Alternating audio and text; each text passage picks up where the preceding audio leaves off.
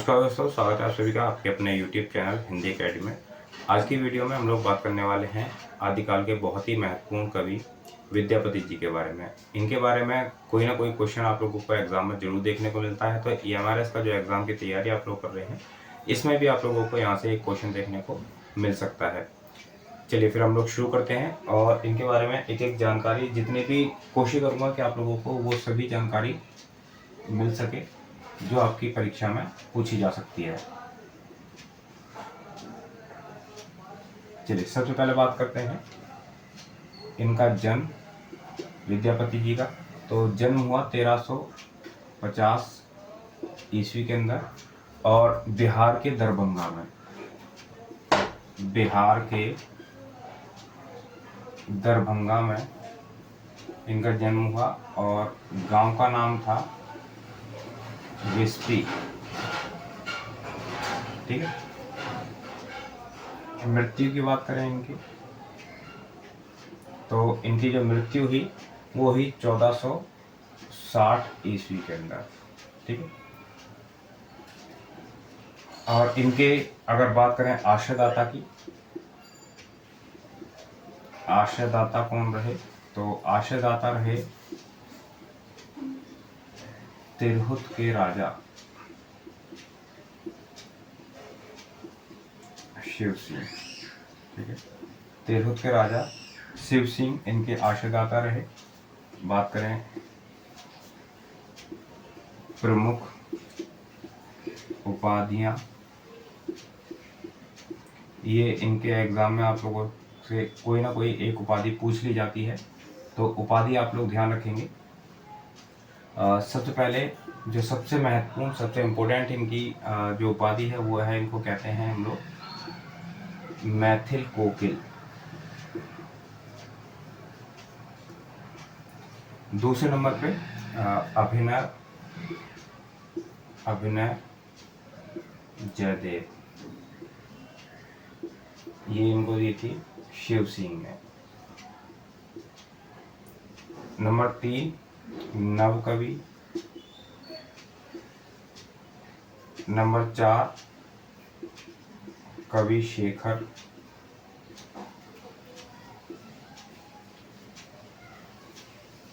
Number 5 Rajshekhar. Number 6 राज पंडित। Number 7 खेलन कवि। तो ये इतनी सारी उपाधियां हैं जो इन्हें मिली हुई हैं, बहुत ज़्यादा महत्वपूर्ण है आप सभी साथियों के लिए। इनको ध्यान रखेंगे आप लोग, इनकी जितनी भी उपाधियां हैं। आप जो मैथिल कोकिल है, ये तो आप मान के चलिए कि अगर हमारा विद्यापति से कोई क्वेश्चन पूछा गया है तो उनकी उपाधि पूछी गई है मैथिल कोकिल किसे कहा जाता है। ठीक है। तो इतना ज़्यादा महत्वपूर्ण है, इसको ध्यान रखेंगे। बात करते हैं प्रमुख रचनाएं, कौन कौन सी इनकी रचनाएं हैं। तो पहली जो रचना है इनकी वो क्या है, पदावली। ठीक है। और ये है आपकी मैथिली भाषा के अंदर। दूसरी जो रचना है वो है इनकी कीर्ति लता। और तीसरी भाषा है, माफ कीजिएगा, तीसरी जो रचना है वो है इनकी कीर्ति पताका।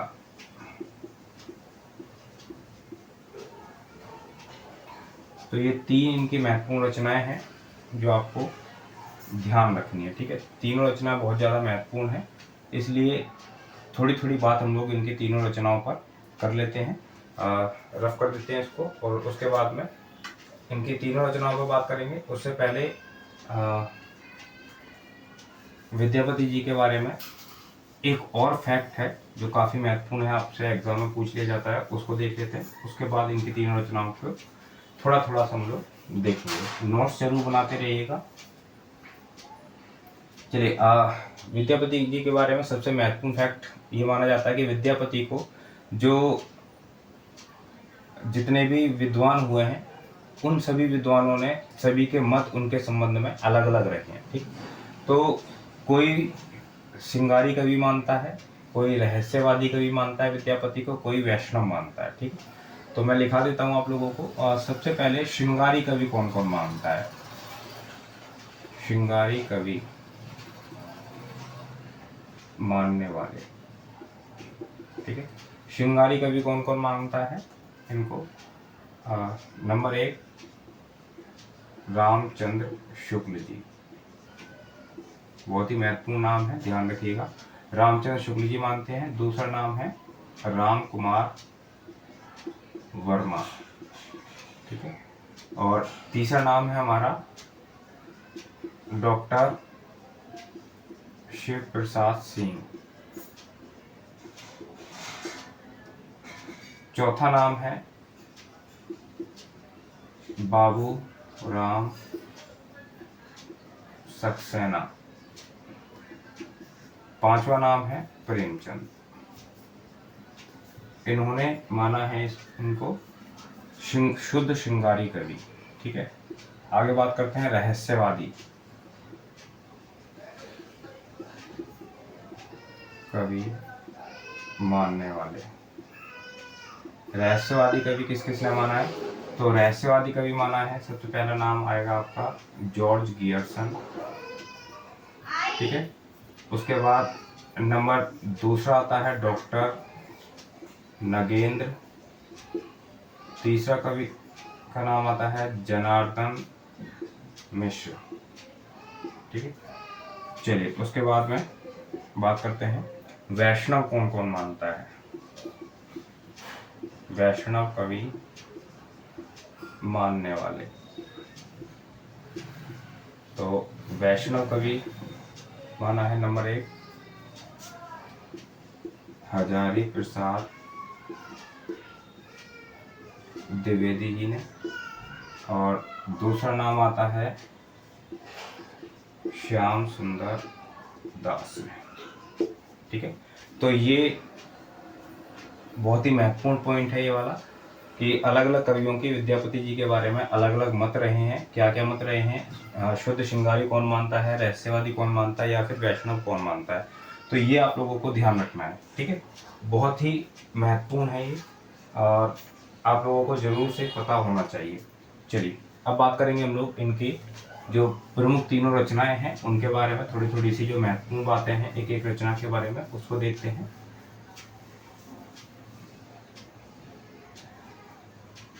चलिए सबसे पहले बात करें पदावली की। सबसे पहले बात करते हैं पदावली की। तो पहला जो पॉइंट क्या होगा, इसकी भाषा क्या है पदावली की। तो पदावली की भाषा है, अभी मैंने बता ही दिया था वैसे तो, मैथिली, ठीक है। मैथिली भाषा में इसको रचा गया है। और इसका जो पदावली के अंदर विषय क्या है, तो पदावली का जो विषय है वो है राधा और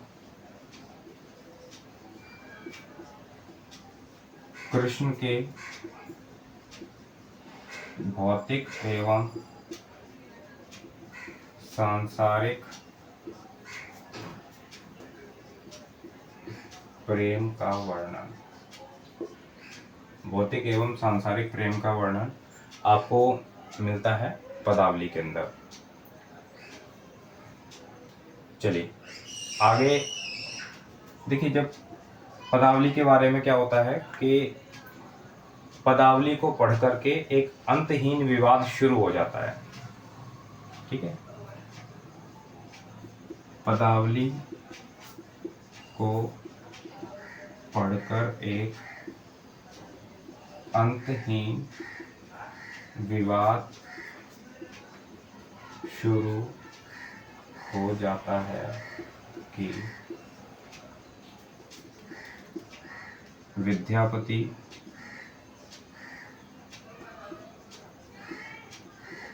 श्रृंगारिक कवि हैं अथवा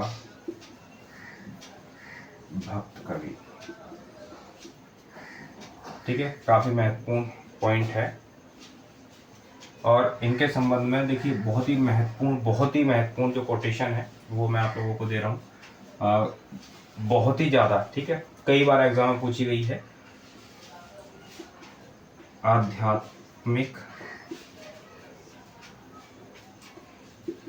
रंग के चश्मे बहुत सस्ते हो गए हैं। ये 3 लाइन कई बार आपके एग्जाम पूछी गई है, बहुत सारे एग्जाम के अंदर। उन्हें चढ़ाकर जैसे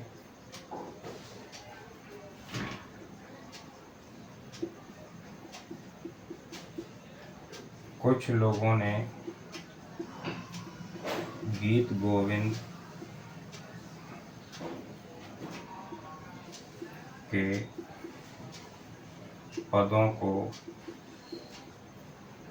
आध्यात्मिक संकेत बताया, वैसे ही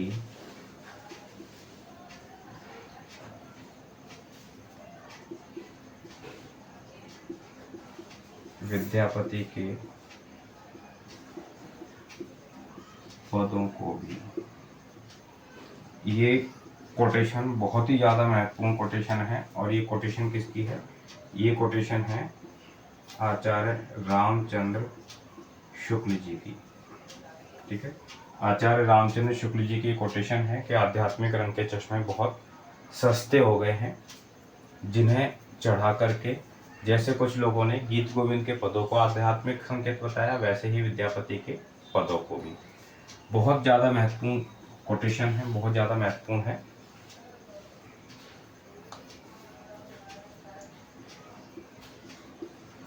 सूर्यकांत त्रिपाठी निराला ने पदावली की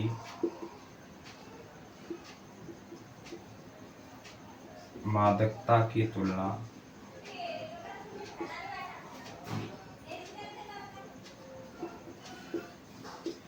नागिन की लहर से की है।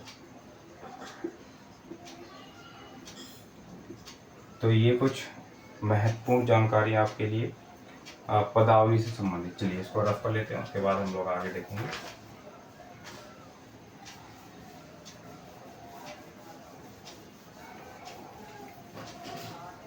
एक एक जानकारी आप लोगों के लिए काफी महत्वपूर्ण है। चलिए आगे देखते हैं हम लोग अगली रचना इनकी, कीर्ति लता।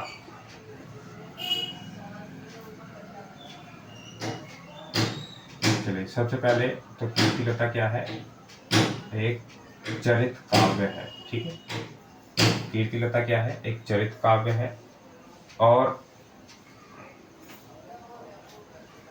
इसके अंदर चरित काव्य के अंदर क्या किया गया है? जो इनके आश्रयदाता हैं, आश्रयदाता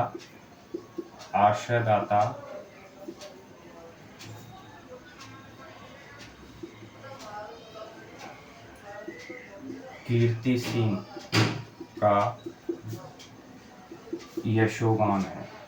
ठीक है, आश्रयदाता कीर्ति सिंह का यशोगान है इसमें। और ये जो रचना है वो 4 पल्लवों में बटी हुई है, 4 पल्लवों में विभाजित है। 4 पल्लवों में ये रचना विभाजित है। और इस रचना को विद्यापति जी ने क्या कहा है? विद्यापति ने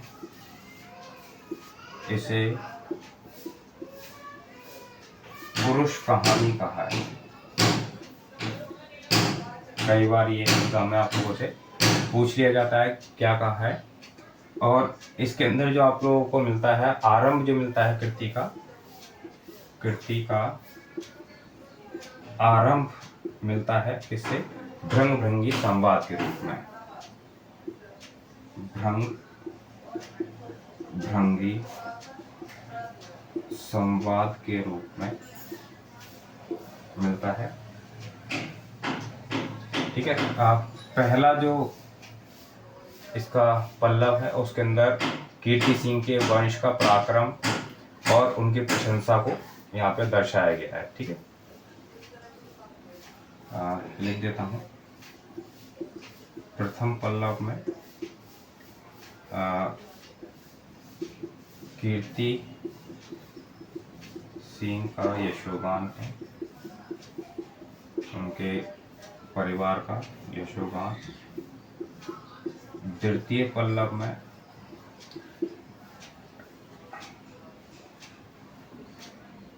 राजा गणेश्वर की पराजय का वर्णन है। राजा गणेश्वर की पराजय का वर्णन है, उनकी हत्या का वर्णन है।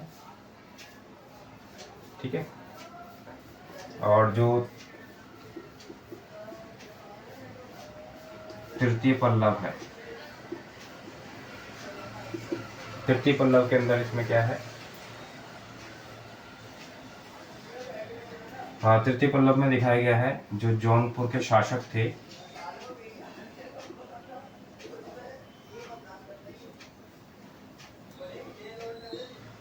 इब्राहिम शाह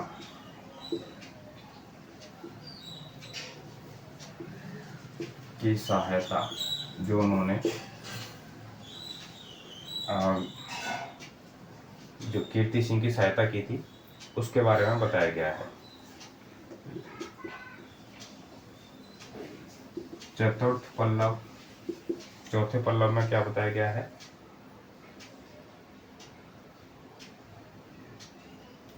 कीर्ति सिंह के द्वारा असलान पर विजय की घटना है। इसमें असलान पर विजय की घटना, ठीक है, असलान पर विजय की घटना इसमें दर्शाई गई है। तिरहुत पर पुनः अधिकार लेने की घटना है। ठीक है, तिरहुत पर पुनः अधिकार लेने की घटना है यहाँ पर। ठीक है, चलिए एक जानकारी और है इसके संबंध में, वो मैं यहाँ लिख देता हूँ। कीर्तिलता की जो भाषा थी उसे तहसील बैना कहा गया। तहसील बैना, ठीक है, तहसील बैना कहा गया, इसकी संज्ञा ली गई है। और देखिए, भाषा को तहसील बैना कहा गया, लेकिन ये जो है वो मैथिली में थी, ध्यान रखिएगा, मैथिली भाषा में लिखी गई है। लेकिन इस मैथिली भाषा में जिस भाषा में लिखी गई है उसको तहसील बैना की संज्ञा दी गई है। ठीक है, तो ये थी कीर्तिलता के संबंध में कुछ महत्वपूर्ण जानकारी। चलिए इसे रफ करके आगे चलेंगे, अगली और आखिरी रचना के बारे में देखेंगे हम लोग।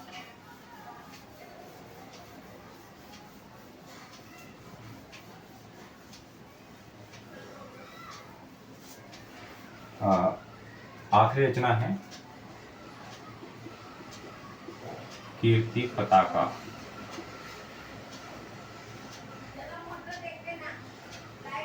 देखिए, सबसे बड़ी बात तो क्या है कि ये कृति ना तो प्रकाशित हुई, ना ही इसकी कोई प्रति है। ना तो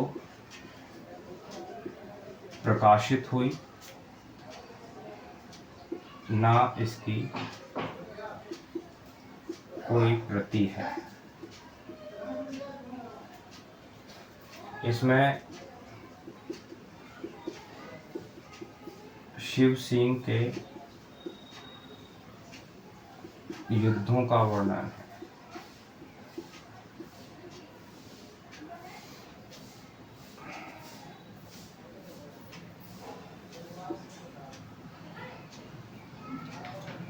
देखिए, कीर्तिलता और कीर्ति पताका दोनों में ही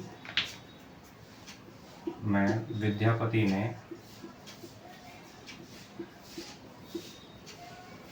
गद्य काव्य प्रयोग किया है।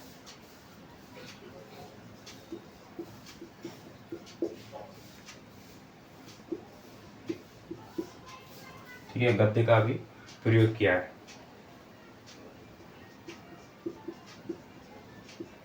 विद्यापति की तुलना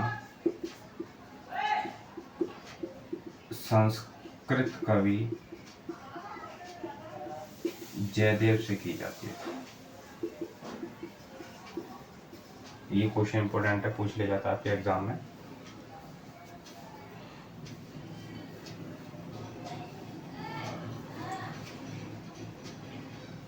चलिए आगे,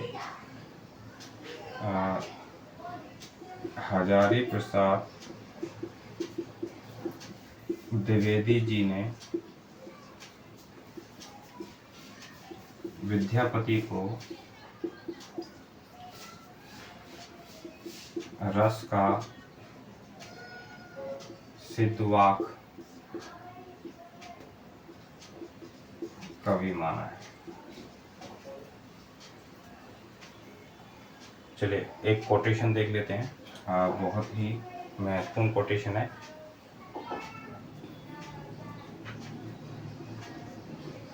चंडीदास के पदों में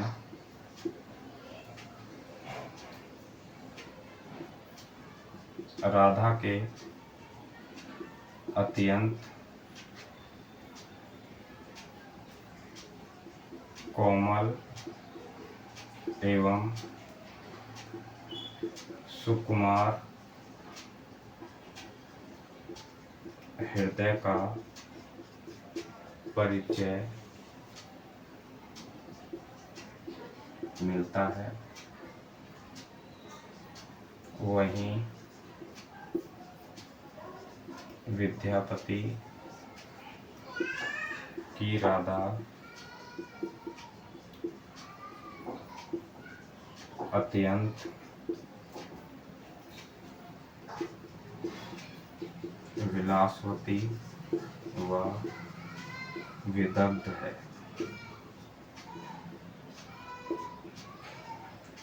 बहुत ही महत्वपूर्ण कोटेशन है। चंडीदास के पदों में राधा के अत्यंत कोमल एवं सुकुमार हृदय का परिचय मिलता है, वहीं विद्यापति की राधा अत्यंत विलासवती और विदग्ध है। और ये जो कोटेशन है वो किसकी कोटेशन है?